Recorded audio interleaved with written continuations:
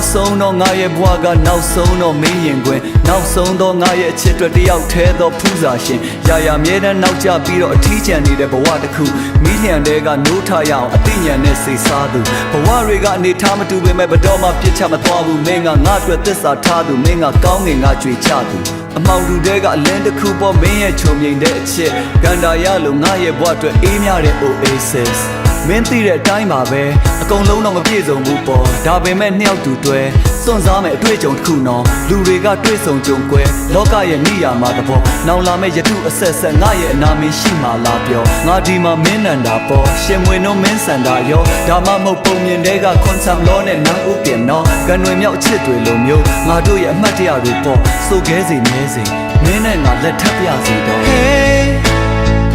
ဘာဖြစ်ဖြစ်ချင်မဲ့နေလေလာချောင်း